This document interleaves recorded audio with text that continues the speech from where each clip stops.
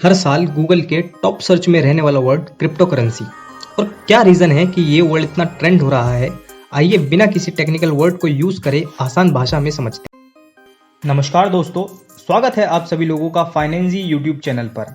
अगर आप पहली बार चैनल पर आए हैं तो चैनल को सब्सक्राइब ज़रूर करें और साथ ही बेल नोटिफिकेशन ऑन कर दें। और मैं वादा करता हूँ ऐसी इन्फॉर्मेटिव वीडियो आप सभी लोगों के लिए लाता रहूँगा।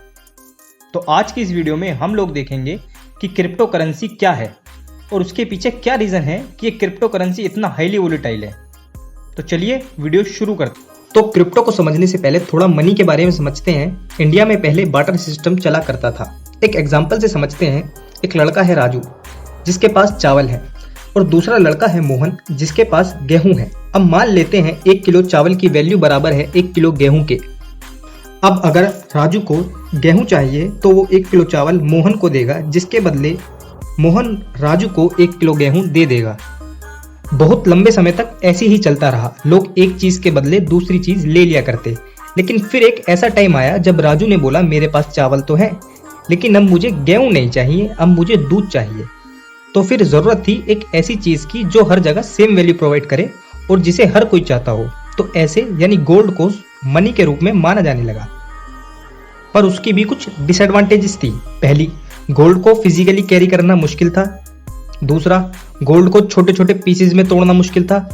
अब यूजुअली आप 1 गिलास दूध के बदले 1 तोला सोना तो देंगे नहीं। तो सरकार ने इसका एक सोल्यूशन निकाला कि अगर आप अपना सोना सरकार को देंगे जिसके बदले वो आपको एक रिसिप्ट देगी और आप उसको कहीं लेकर जाएंगे तो वो आपको वैल्यू देगी। वही रिसिप्ट आगे चलकर पेपर मनी में कन्वर्ट हुई। अगर आप किसी भी नोट को ध्यान से देखेंगे तो उस पर लिखा होता है मैं धारक को X अमाउंट ऑफ रुपए देने का वचन अदा करता हूँ और उस पर गवर्नर के साइन भी होते हैं। यानी देखा जाए तो पूरी दुनिया गवर्नमेंट के एक वादे पर चल रही है। वही पेपर मनी धीरे धीरे डिजिटल हो गई। लेकिन डिजिटल मनी में भी सबसे बड़ा चैलेंज था ट्रांजैक्शन का रिकॉर्ड रखना, जिसके लिए सेंट्रलाइज्ड बैंक सिस्टम बने। अब पेपर मनी के भी कुछ डिसएडवांटेजेस हैं। पहला, सेंट्रलाइज्ड यानी कि सारा पैसा किसी एक ऑर्गेनाइजेशन के द्वारा कंट्रोल हो रहा है और गवर्नमेंट जब चाहे इस पैसे की लीगल वैल्यू को खत्म कर सकती है। जैसा हमने डिमोनेटाइजेशन के केस में देखा कि किस तरीके से गवर्नमेंट ने रातों रात 500 और 1000 के नोट बैन कर दिए थे। दूसरा डिसएडवांटेज है ट्रांसपेरेंसी, यानी कि ट्रांसपेरेंसी का ना होना। हमारे पास कितना पैसा है ये हर कोई जानता है, जैसे government, bank, income tax department. तो कोई प्राइवेसी नहीं हुई। तीसरा है कंट्रोल, आपके पैसों पर आपका कोई कंट्रोल नहीं है। गवर्नमेंट ने नोट ज्यादा छाप दिए, इन्फ्लेशन बढ़ गया, इन्फ्लेशन कम हो गया। इसी सबको ओवरकम करती है क्रिप्टो करेंसी। इसका फिजिकली कोई फॉर्म नहीं है, ये सब डिजिटल है। मार्केट में बहुत सारी क्रिप्टो करेंसी हैं, जैसे बिटकॉइन, डॉजकॉइन, इथेरियम। हम जो आगे बात करेंगे वो बिटकॉइन की करेंगे। सतोशी नाकामोटो नाम के एक आदमी ने 2008 में पहली बार बिटकॉइन को एक्सप्लेन किया। और दरअसल यह आदमी कौन है, कहां से आया, कोई नहीं जानता। इसका पूरा एक विकिपीडिया पेज भी है, आप चाहे तो वहां से पढ़ सकते हैं। जब आप एक बिटकॉइन बाय करते हैं तो आप एक स्पेसिफिक बिटकॉइन एड्रेस बाय करते हैं जिसके थ्रू आप बिटकॉइन सेंड या रिसीव कर सकते हैं। यह बिल्कुल यूपीआई जैसा ही आप समझ लीजिए। अब ये सारी करेंसी डिजिटली है तो इसका डाटा हजारों कंप्यूटर के थ्रू मैनेज किया जाता है और इस प्रोसेस को माइनिंग कहते हैं। और जो लोग इसे करते हैं उसे माइनर्स कहते हैं।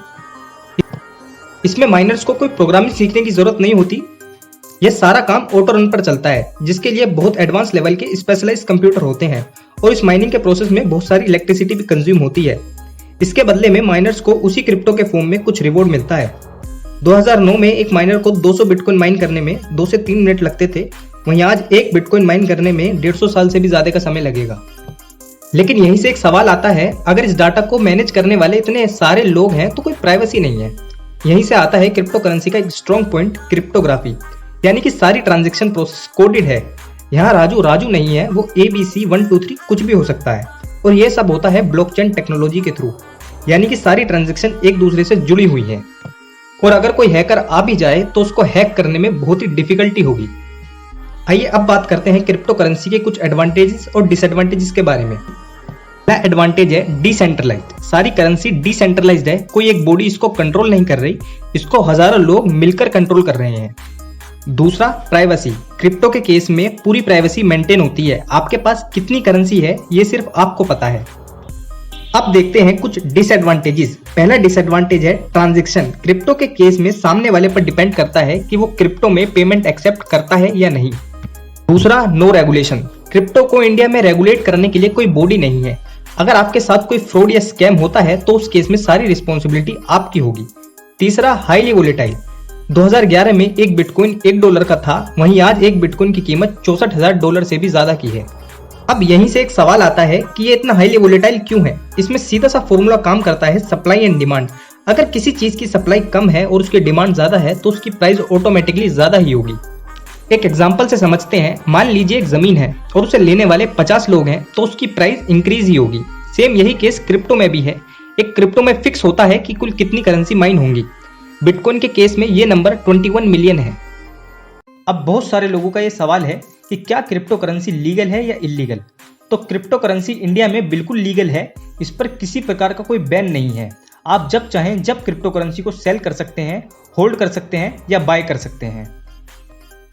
लेकिन एक इंपॉर्टेंट बात, क्रिप्टो करेंसी पर 31 मार्च 2022 के बाद से 30% का टैक्स लग चुका है। यानी आपने जितना भी अपना प्रॉफिट अर्न किया है उस पर आपको 30% टैक्स देना होगा जब भी आप उसे सेल करेंगे। चाहे आपने क्रिप्टो करेंसी 31 मार्च से पहले भी खरीदी है, लेकिन अगर आप उसे 31 मार्च के बाद बेचेंगे तो आपको उस पर 30% का टैक्स देना होगा। आई होप अब आप लोगों को समझ में आ गया होगा क्रिप्टो करेंसी क्या है। अगर इन्फॉर्मेशन अच्छी लगी तो वीडियो को लाइक करें, चैनल को सब्सक्राइब करें और साथ ही बेल नोटिफिकेशन ऑन कर दें। और मैं वादा करता हूं ऐसी इन्फॉर्मेटिव वीडियो भविष्य में लाता रहूंगा। Thank you so much.